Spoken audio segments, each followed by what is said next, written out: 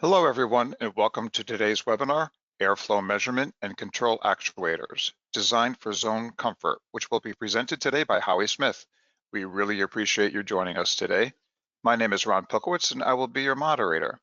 Because we know you may want to watch this webinar again, it is going to be recorded and posted on Belimo's YouTube site. We will have a question and answer session at the end of the presentation today, and we'd like to hear from you. So at any time, I invite you to type your questions into the question box, and I will read them aloud during our question and answer session. Howie will answer as many questions as we have time for, and if we don't get to your question, please be assured that you will receive an answer via email. If you are having any difficulty joining us today, simply type me a note in the chat box and I will try to assist you. I would now like to turn the presentation over to Howie. Thanks, Ron. So hello, everyone. Welcome. I hope everyone's keeping safe during these crazy times. My name is Howard Smith. I'm the product manager that's responsible for the airflow measurement and control actuators. And today I'd like to give you a short little introduction to them. So today we will talk about, I'll give you an overview of the PGPL and show you, what's new, what we've added. I'll show you some of the features and benefits of these actuators. For those who aren't familiar with VAV or variable air volume, I'll go into some of the basics of that. I'll show a few typical applications you might want to use these products for, and then I will touch on startup and commissioning of these actuators. Then following that, I'll leave it open to any questions you may have. So all the actuators you see here are new to the PGPL this year. So starting on April 1st, these all became available. So you have the NMV D3 line, the LMV D3 line, and the LHV D3 line. So these actuators represent what we call our VAV compact line. You have these two groups of actuators are rotary, and the LHV is a linear actuator.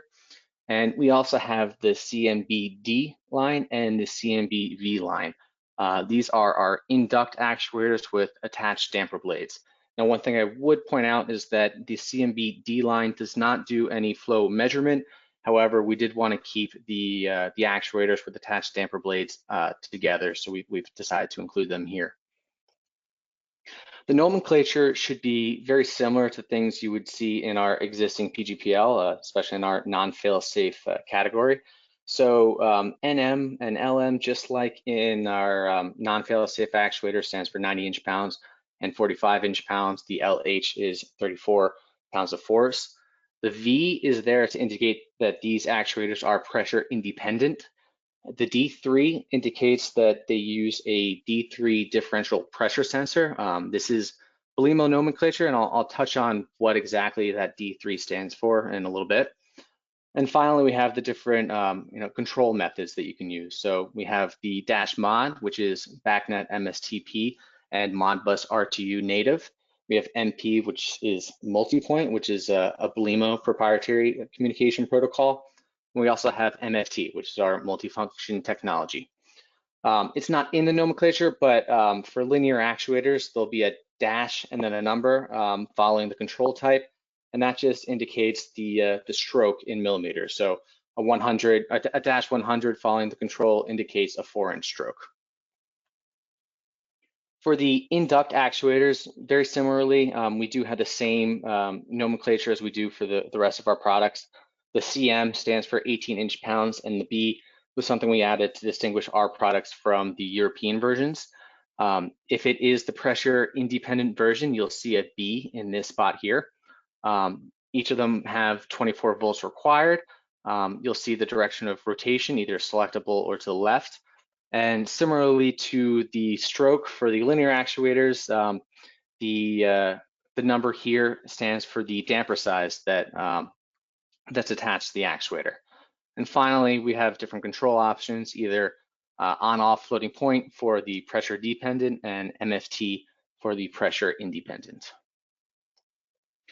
This page here is something that you can find in the PGPL. It's listed on page 1-13, and it really just gives you a good overview of all the different products that are in this range, but also what capabilities they have, what features they have. So it's a really good page to refer to if you do have any questions about these actuators.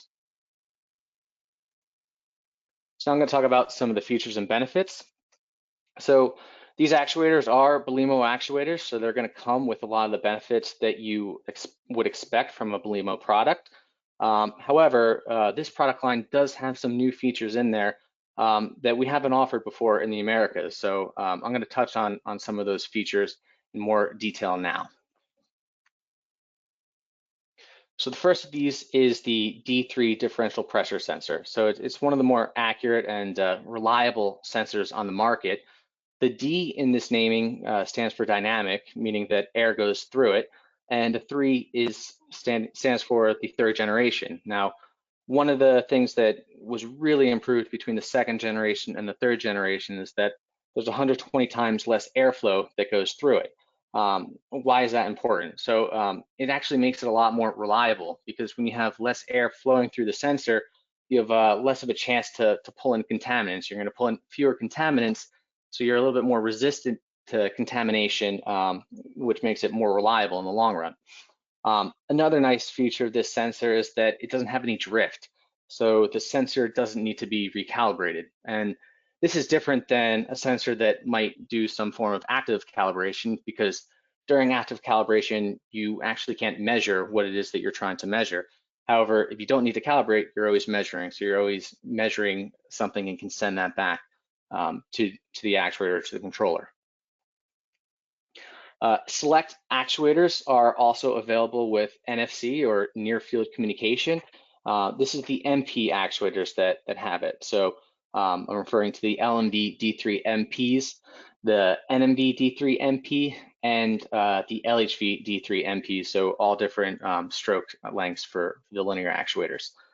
The biggest advantage of having NFC capability is it allows for quick commissioning of the actuators. So either you open up the Belimo Assistant app, you enter in what parameters you want to put into the actuator, and you can either you click right, you either hold your phone up next to the actuator, or you hold a ZipBT NFC device next to the actuator, and within seconds you've written the parameters to the actuator without having any physical connections. We also have several different communication protocols that are available. So we do have versions that are compatible with BACnet MSTP and Modbus RTU. We also have Belimo MP Bus, which I'll talk about briefly shortly. And we additionally are compatible with LAN and KNX, but it isn't native, so you'd have to use a gateway in order to connect with them. So I mentioned earlier MP Bus. This is a Belimo proprietary communication protocol. So the way this works, you have one MP master, and this is usually a digital controller. And this MP master can control up to 8 MP devices. One of the big advantages of using MP Bus is that the devices can be arranged in any topology that you want. So it could be star, it could be ring, it could be a mixed form. So you have a controller connected to one actuator that then branches off to 3 different actuators. However you want to design it that's convenient for you, you can do. But the only limit is that there's 8 devices. Each of these devices can also have a sensor attached. Perhaps it's a temperature sensor, and then you have, with just a single wire connecting to the controller, you have that information from both the sensor and the actuator. So third-party manufacturers can become what we call MP partners, and really what this means is that you just contact us if you're interested. We'll tell you about it, and you sign a non-disclosure agreement, and then we'd work with you in order to integrate MP Bus into your product. So your product would then become, in most cases, the MP master, and you can communicate very easily with all sorts of Belimo products, not just limited to actuators. So now I'm going to touch on some VAV basics. So VAV stands for variable air volume, and there's also CAV, which stands for constant air volume. In a VAV system, air is typically delivered at a constant temperature, but it's the quantity of that air that's altered in order to condition the air at the controlled space. There are some applications, for heating where you may use a reheat valve, and so the temperature of the air would be varied, but in general, VAV want to think constant temperature of the air, variable air volume. In a CAV system, it's the temperature of the air that's varied in order to condition the controlled space, but then the volume of air is, of course, going to be constant. This is more used in single zone application, whereas VAV is going to be used for zone control, where you might have different zones that have different heating or cooling requirements, and you want to make sure you're sending the right amount of air. Because of this, VAV can often be a lot more efficient than CAV systems. And so, you can lower the fan speed so that you're sending only the exact amount of required air to condition the space. And if you're using demand controlled ventilation or DCV, you can have even further benefits because you can actually slow down the fan speed and open up the actuator so that you're sending the minimum amount of air that's required. If you do integrate something like an occupancy sensor into the system, perhaps somebody leaves the room and there's no more need for fresh air, you could potentially even shut off the fan in a situation like this. And so, of course, that's much more efficient than just blowing air into a room that nobody's occupying. So how does this work? So this works basically with a closed loop feedback control loop. So you'll have a controller that is sending some form of demand. This demand could be based on temperature, carbon dioxide, volatile compounds, several different things. And it's going to send that demand to the actuator. The actuator has an integrated differential pressure sensor, and that'll be attached to a flow pickup device. So there will be some flow going through this duct, and it measures this differential pressure. In this example, I have 1/2 inch of water column that is measuring. And based on how you've calibrated the actuator to the specific VAV box that you've installed the actuator in, the actuator knows, okay, I have a 1/2 inch of water column that corresponds to, in this example, 280 cubic feet per minute. So the actuator will then send that 280 cubic feet per minute value back to the control loop. They'll say, okay, I asked for 300, I'm getting 280. I need more air, so it'll send a signal back to the actuator, and the actuator will open up the damper further. So eventually, repeating that process until you have the feedback is matching the demand.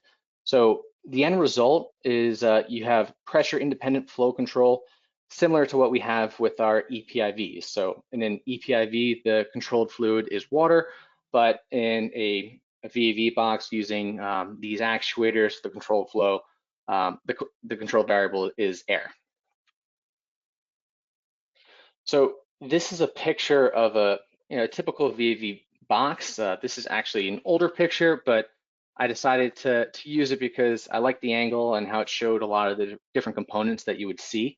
And actually, this is using an older version of the VAV Compact. This is the actuator with the D2 differential pressure sensor. But anyway, you have the flow that'll come through in this direction. You do have a flow pickup device that'll measure a differential pressure. It'll go to the actuator. The actuator it measures that differential pressure signal, and it'll convert that into a flow reading. And then it sends that signal from the actuator into the controller. This example has the actuator outside of this protective box, but there are some cases where you might find the actuator inside that box. And below, this is just another example of a VAV box I wanted to show because they come in all different shapes and sizes.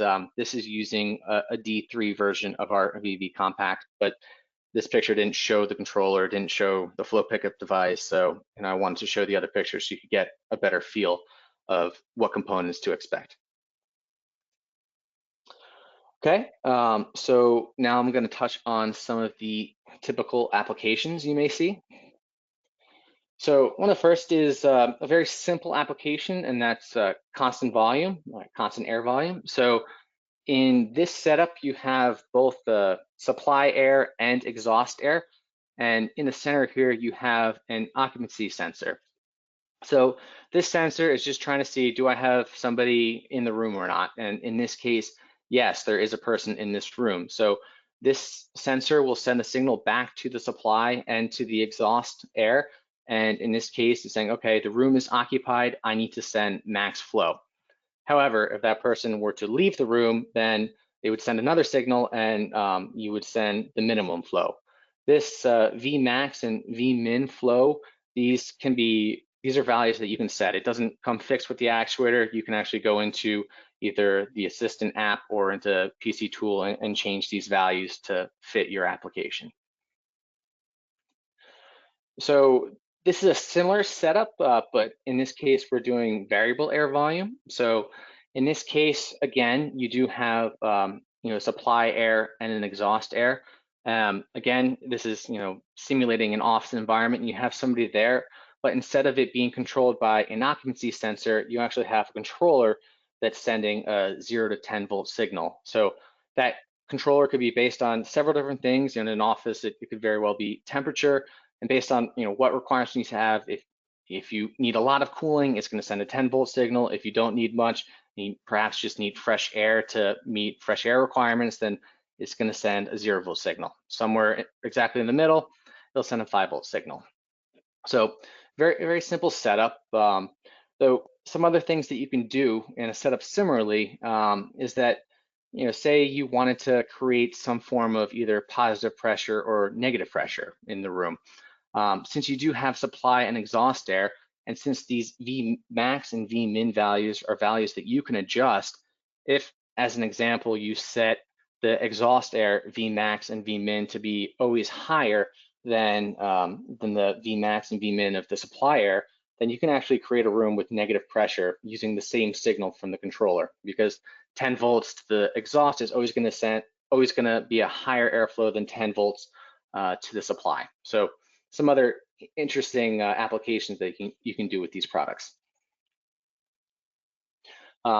Really nice application that I touched on earlier is demand controlled ventilation.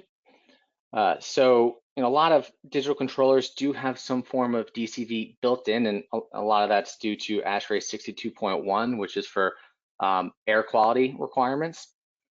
So over to the right, I do have an example with 3 different rooms. In this example, you have the first room, which is controlled based on carbon dioxide. In this example, the demand is 65%. So you can see the damper blade is about halfway open.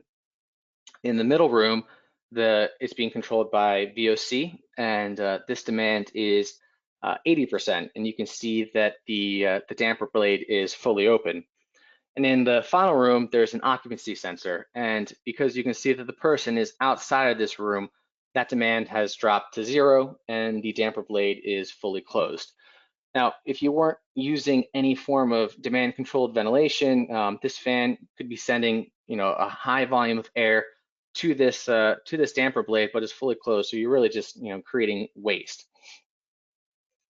So I'd like to show this this diagram, which I think does a really good job of showing you what the benefits of demand-controlled ventilation is, or what they are. So on the y-axis, you have your pressure, and on the x-axis, you have the flow in the duct, and then the curved lines you see here represent the fan speed.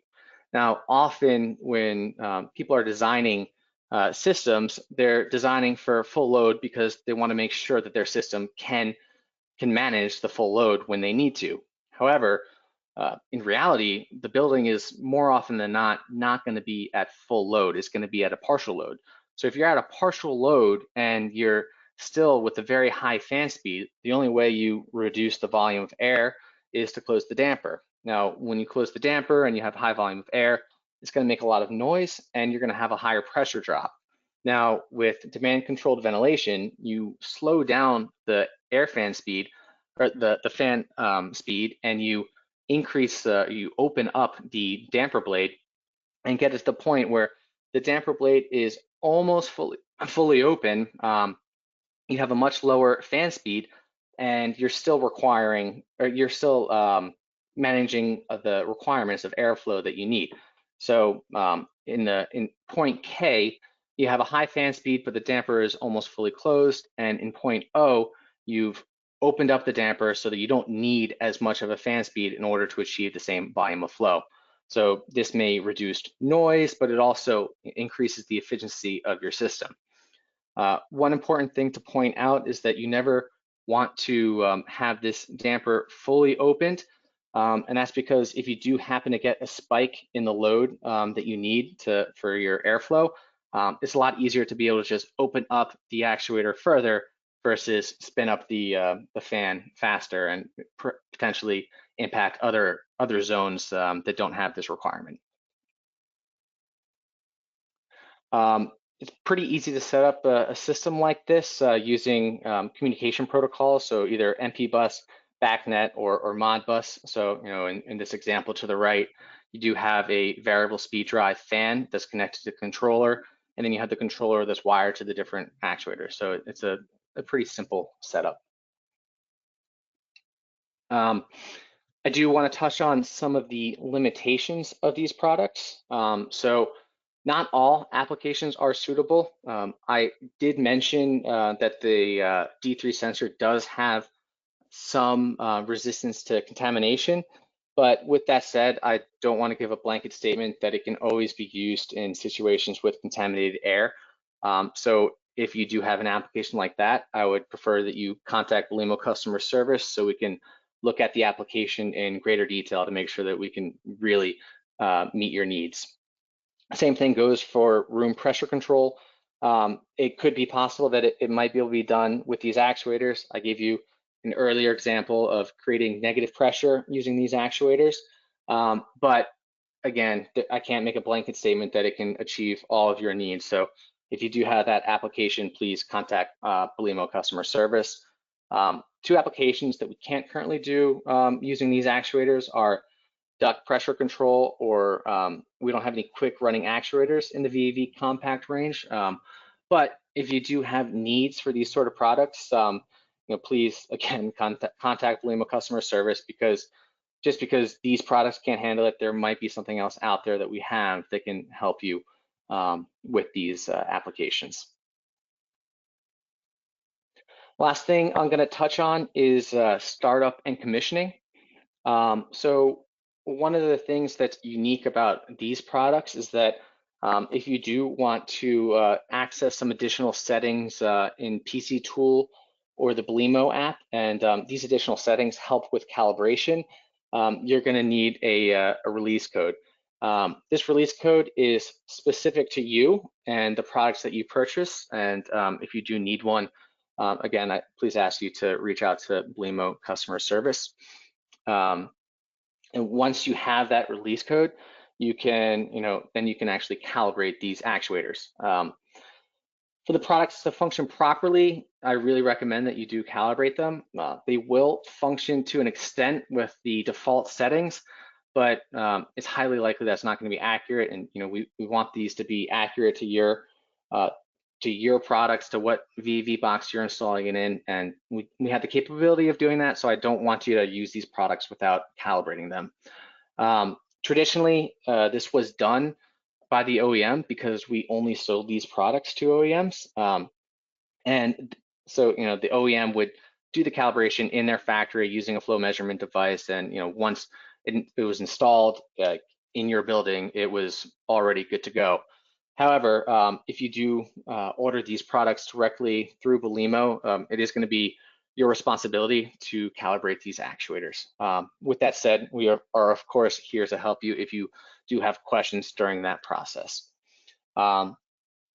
Calibration can either be done by using the Belimo Assistant app or by using PC Tool.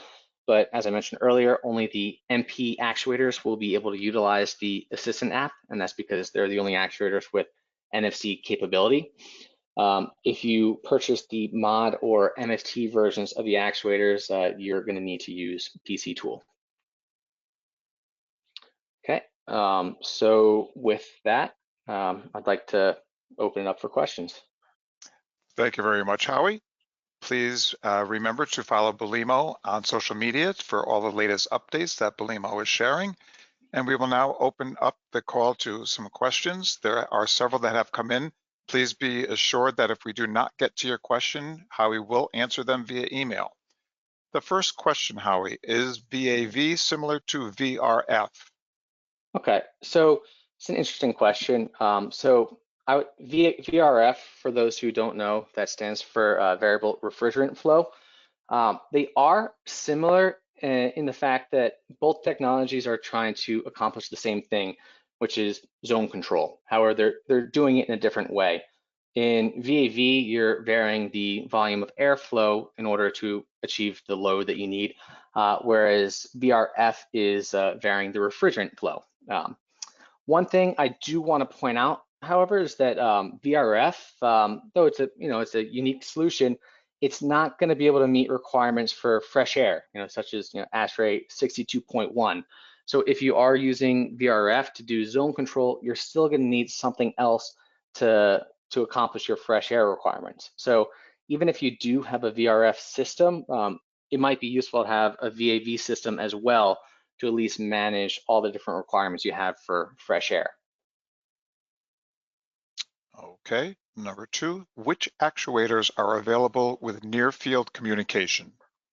Okay, so for the VAV compact line, so of the actuators I mentioned today, it's select actuators within the VAV compact line, and that's the MP actuators that are NFC capable. So that's the LMV D3 MP, the NMV D3 MP, and the LHV D3 MP.